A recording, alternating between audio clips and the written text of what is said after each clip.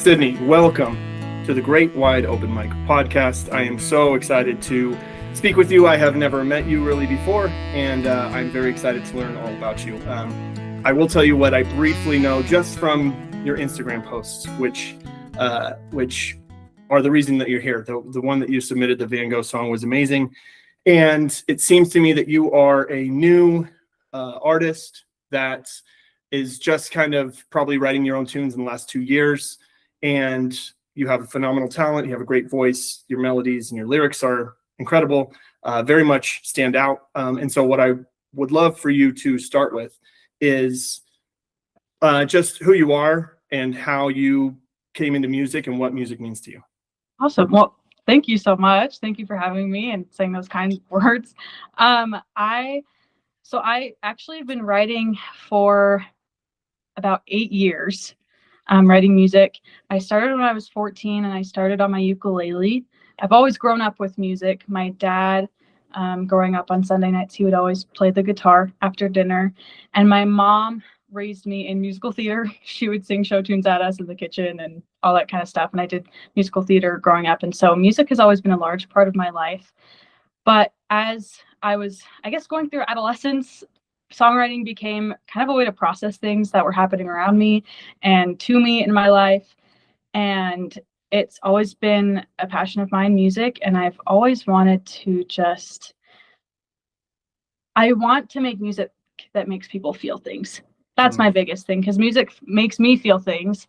I get chills from songs that I think are really great and that are curated very beautifully. And so I just want to make music that makes people feel things. Yeah, I love, that you said that, because music for me is just so moving, and like there's not any other medium that I have resonated with that has like moved me to tears or can, just make you just send shivers down your spine. Yeah. And, I think that the more, and the kind of the reason that I started it and kind of the themes that I play on in this project are that, there's only two things that really pop up in every culture almost that's ever existed in history. And that's some kind of mythology or religion and music. And like, it really speaks to me that we've been doing music like forever, like since we were, before written language. And so there's something to that. And I don't know what it is, but it very much, I think is important. So like, how important has music been in your life? Obviously, it seems like something that you want to dedicate a significant amount of time to. What are your goals with your music? Do you have anything, or is it just something that like you have to do? So I told myself years ago that I wanted to have at least an EP out by the time I get my bachelor's degree. Oh. I'm about at the halfway point, and that, well, a little bit more. Credits and everything and transferring. Yeah. What's a mess. But I've always, I want to be putting music out, and whether or not it's like huge, I really just want to be making some form of an impact on some people, whether it is like on the side or if it is bigger. I am studying theater education right now at BYU. So I'm also on my way to becoming a theater teacher, which is also something that I'm passionate about. But I like to tell people the dream is to teach high school theater and then also like do music on the side and like tour during the summer, and like, during the school year be like, oh, well, you can go listen to my song for extra credit if you want, like anything. Yeah, no, that's way cool. So are you a big musicals fan then as well, or like you love musicals? Yeah, I don't have like immense knowledge of musicals, but I do appreciate them. And I've been in quite a lot of them. Oh, nice. What musicals have you been in?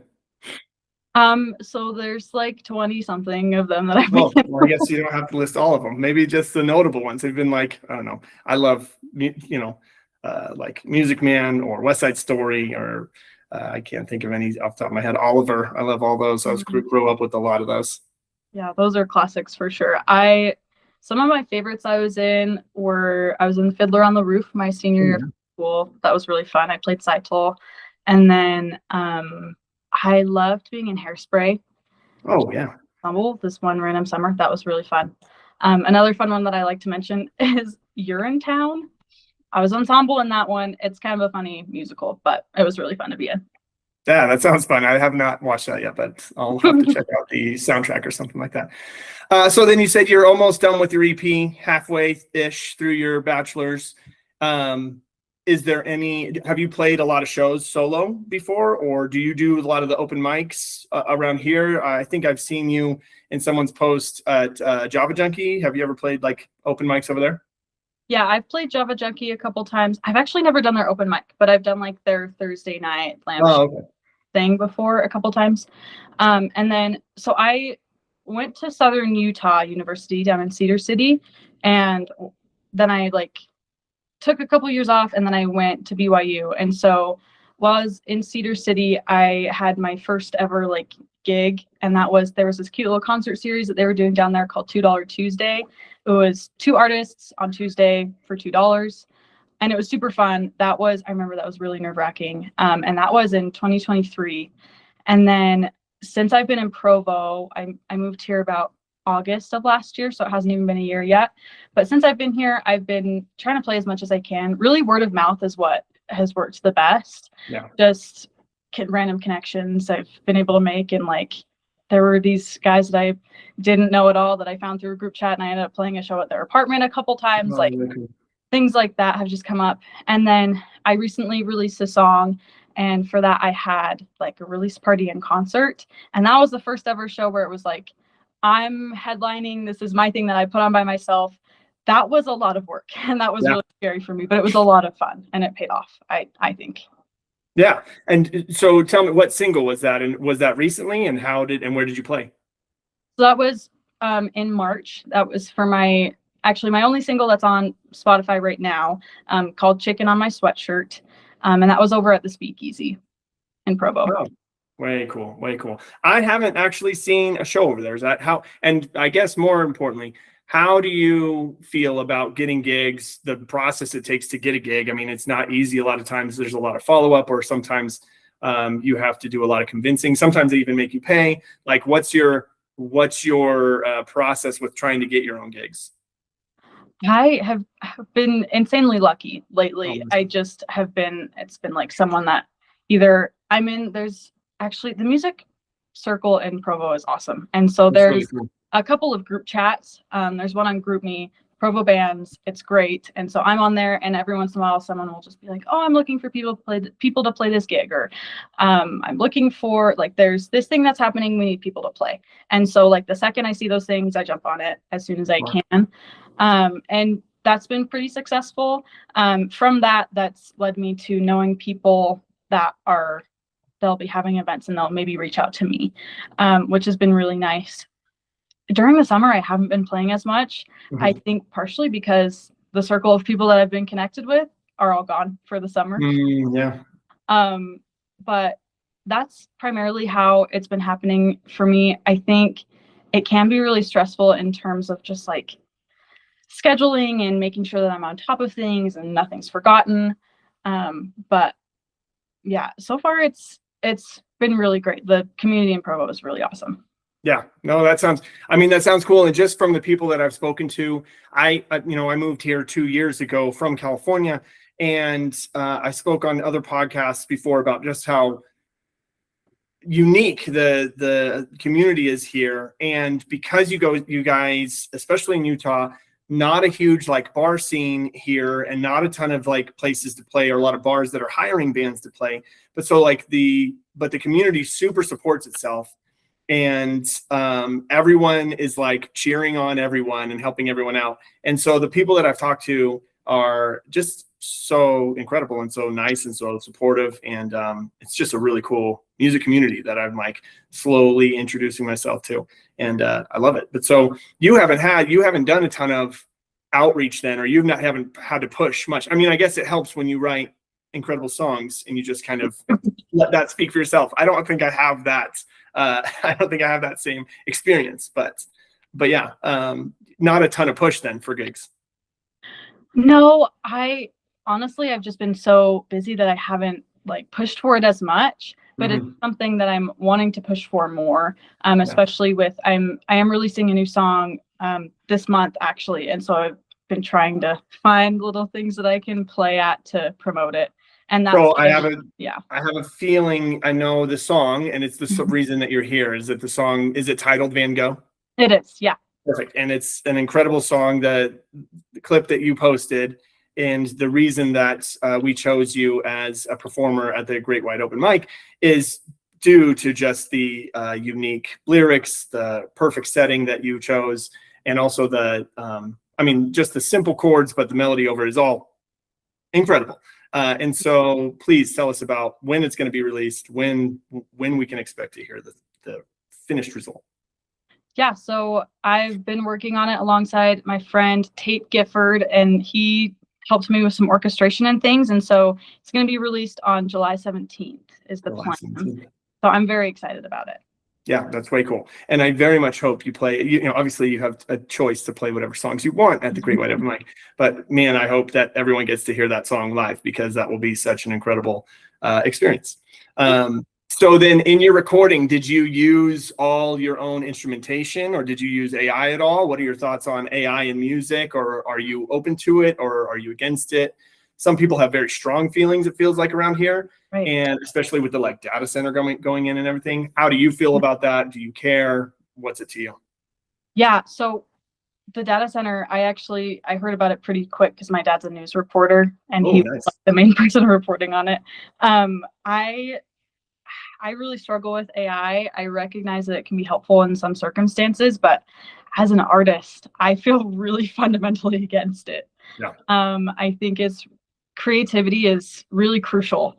And I think creativity and critical thinking are skills that we really need, especially in this day and age. And I think AI kind of takes that away from us. For Van Gogh, I did the main guitar and the vocals. And then Tate added in some other guitar lines that he did on his acoustic electric guitar, I believe. And then he added in some MIDI strings on his DAW system. Way cool. And I feel the exact same way. I'm still very much kind of just kind of cowering in shame, because I have used, you probably see it in the background, but I've used AI for some of our promotional materials. I've already had bands either cancel on my podcast or just really send me mean emails or DMs because I've used it. And so I'm trying to replace it. I've got artists to replace some of it already. And I didn't realize, because I have a corporate job, AI is just so heavily used, and nobody bats an eye. But as an artist and as a songwriter myself, I've interviewed artists who have used the AI to record their albums. And so, I kind of waffle on both sides of the fence because I see the good that can come from it. But I also know from a creativity standpoint, I would never want to go to a show where they're using AI. I would never want to. I really don't have any interest in listening to AI generated songs at all. I do, I don't, and I also, from an environmental standpoint, I very much know, that there are hefty environmental tolls that are taken with these data centers. So I 100% agree with you, and just want to make sure that the Great Wide Open Mic podcast just completely moves away from any usage of AI. So to anyone listening, to the dozen people listening, I'm very sorry for using the posters. I'm getting rid of them very soon, I promise. He's a changed man. Yes, I've learned the error of my ways, and I am very sorry. Well, yeah, that sounds really exciting. July 17th. Do you have an album release party or anything or a single release party or anything that you're doing for that, or a show or anything like that? So that hasn't been completely fleshed out, but ideally I would like to do a show the day after, that Saturday, the 18th. I hadn't been planning on it being a song release party. So I'm wanting to do a show that 18th. I haven't officially fleshed out everything quite yet, but I wasn't planning on it being a show specifically focused on Van Gogh, but just I want to do a show. Mm-hmm. So just doing a show, and then I just so happened to play Van Gogh there, kind of thing. That's incredible. I feel like you already have even just the small clips that you've put out, you've amassed, I think, a really supportive fan base. I don't know how big it is or how much you foster that, how much you are keeping track of that. And I guess just the only the small bit of advice from a very mediocre musician would just be like, that's like a little fire starter that you can literally build on and build like a career on. So I hope that you just keep growing and amassing more fans, because you certainly deserve it. So please let us know if there's a show involved. I did also want to ask, do you do any cover songs, or is it strictly original songs for you? And is that all you're interested in? I like to do covers as well. Yeah. When I've done shows or things where I have like, 15 to 30 minutes of playtime, like I'll definitely throw in some covers. There are some that have been repeated a couple times that my friends have started to recognize, which is kind of fun. And so I really love covering songs. So yeah. What influences or what songs do you like to cover? One that initially comes to mind is Driving to Hawaii by Somersault. Oh, nice. Never heard of it.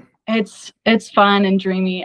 The story that I love being able to tell is that one time I was playing it while I was sitting in my room, and we had people that lived in our backyard neighbors. It was a house full of boys. We were a house full of girls. I was playing in my room that faced the backyard with my window open, and I was playing that song, and there was a couple out in that backyard, and they started slow dancing to the song. And I don't think I can ever top that moment. Yeah. And it happened organically, and it's just, that's a beautiful thing. It's a power of music, I would say. For sure. Yeah. But Driving to Hawaii is one that I like to play. I do like to cover some Chappell Roan. Can't go wrong with Chappell Roan, like The Subway. There's another one, and it's not coming to mind, but Chappell Roan's my girl. Nice. And then how many songs do you have, or have you written so far? You said you've been written for 8 years. Do you have just a massive collection of songs? So I haven't ever sat down and counted how many I have.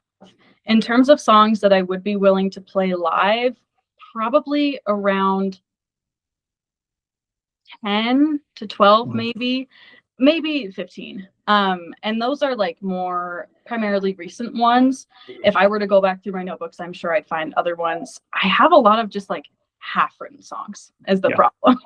But in terms of fully fleshed out, that I feel confident about, that I'd be willing to play live, probably around 10 to 15. Yeah. And I guess that like 99% of musicians, I mean, if I went on my phone right now, I have dozens of like little riff ideas or songs with one verse and a chorus, and then I forgot about it for a year, but like I have dozens of those. I have maybe 15 finished songs, and then the rest are all works in progress for 20 years.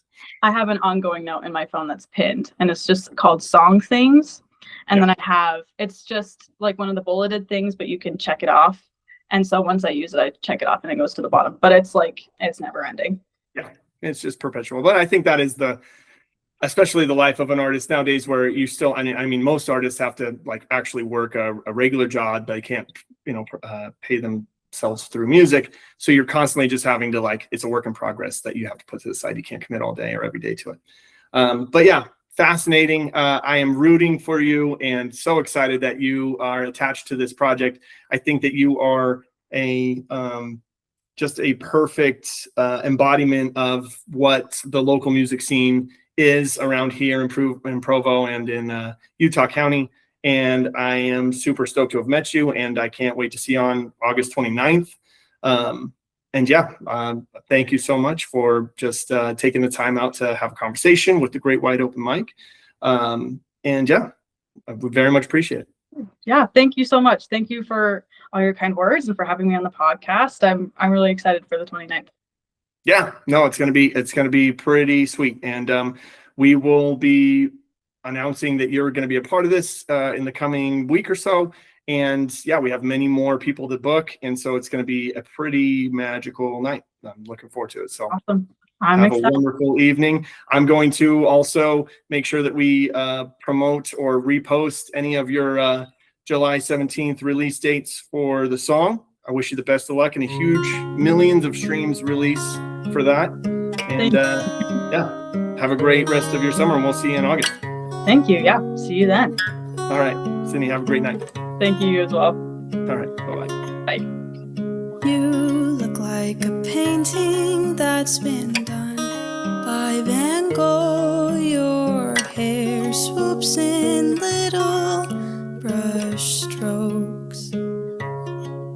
Your eyes light up the sky with a sweet tint of wonder, and your lips are soft and kind, and they make the painting unique. And your nose, although you may not like it, perfectly completes the piece.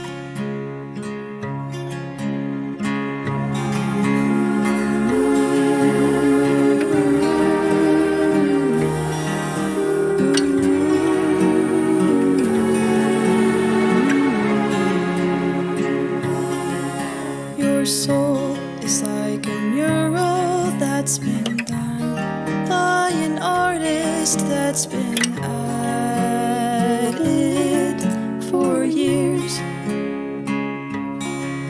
You're beautifully kind, your humor is so bright, and your knowledge is so rare of a find. You're one of a kind, you're so stuck in my mind, and I guess I'm a starving artist.